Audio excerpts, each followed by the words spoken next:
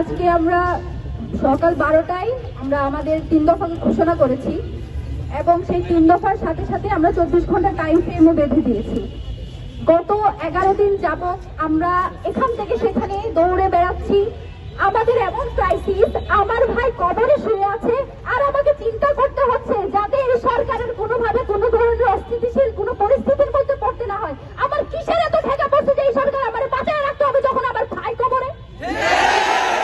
আমার কিসের এত ঠেকা পড়ছে যে কোথায় কি স্যাবোটেজ হবে সেটা দায় সরকার নেবে না বলে আমাদের জনগণকে শান্ত রাখতে হবে? জনগণ তো আমাদেরকে ভুল বুঝতেছে। আপনারা কেউ তো আমাদের চেয়ে বেশি উসমান ভাইকে ভালোবাসেন। আমরা গত 1 বছর ধরে এই মানুষ, আপনারা যেই মানুষটাকে গত 1 সপ্তাহ যাবে চিনেন, যার জীবনে জেনে আপনারা এতখানি ব্যথিত যে এখন 11 দিন হয়ে যাওয়ার পরেও আপনারা রাজপথ ছাড়তে পারতেছেন না।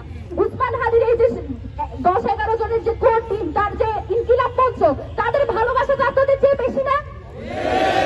এই মানুষগুলো এখনো পর্যন্ত সরকারকে সব ধরনের সহায়তা করে যাচ্ছে এই এক শর্তে, যাতে যে উদ্দেশ্যে উসমান হাদিকে হত্যা করা হয়েছে দেশকে অস্থিতিশীল করার জন্য, যে আওয়ামী দূষণরা ভারতে বসে দেশকে অস্থিতিশীল করার যে ষড়যন্ত্র করছে সেটা যাতে সফল না হয় সেটা আমরা হতে দিচ্ছি না। মানে এই না যে আমাদের কোনো ঠেকা আছে এই সরকারকে সরকার এখন বসে রাখবো আমরা এই সব কথা চিন্তা করে। আমাদের বার্তা খুবই স্পষ্ট। আমরা এই যে বললি পদত্যাগ চাই, নামাবো, এসব আমরা শুধুমাত্র বলার জন্য বলি না। আমরা এখনো পর্যন্ত আপনাদেরকে সুযোগ দিচ্ছি শুধুমাত্র এই চিন্তা করে যাতে দেশ অস্থিতিশীল না হয়, নির্বাচন না হয়। যদি আমার ভাইয়ের বিচার হয়, আমার কিসের ঠেকা এই সরকারকে?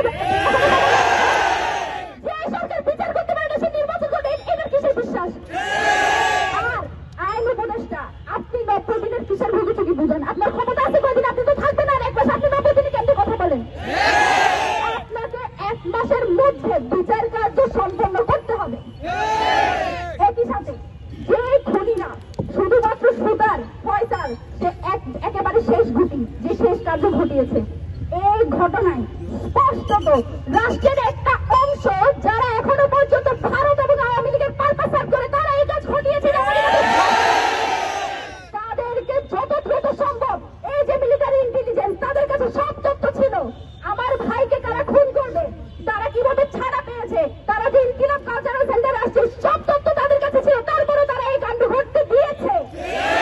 তার দায় তাদেরকে নিয়ে এখনো পর্যন্ত যে আওয়ামী দূষণরা এই সব কার্য ঘটাচ্ছে তাদেরকে অতি দ্রুত গ্রেপ্তার করতে হবে। এই ব্যাপারে কোনো সুশীলতা মানি না। আমরা এখনো পর্যন্ত স্থির আছি। বাংলাদেশের জনগণ মুখিয়ে আছে কখন ইনকিলাব মঞ্চ ঘোষণা দিবে এবং তারা রাজপথে নেমে এসে যা পারে তাই করবে। আমরা তার মানে এই না যে আমরা শেষ পর্যন্ত দেখে যাবো যে আপনারা কি করেন।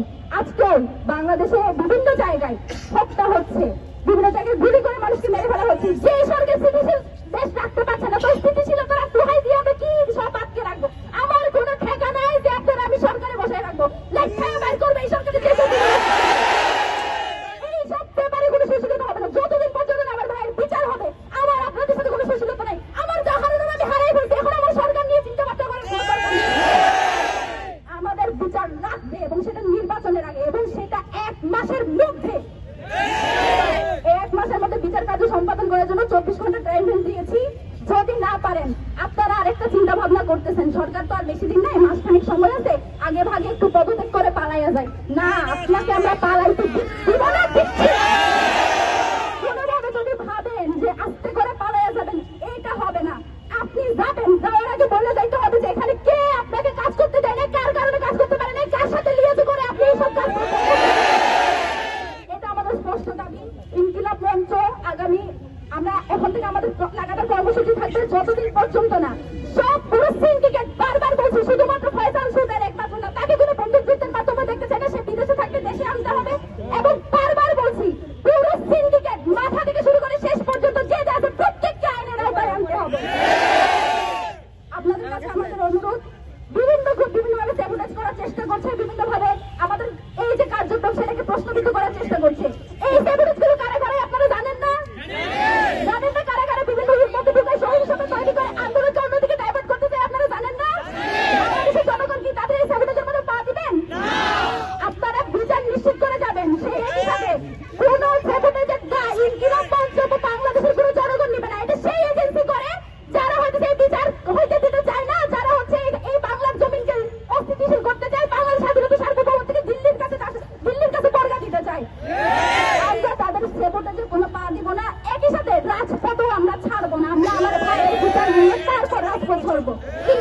জিন্দাবাদ, বাংলাদেশ জিন্দাবাদ।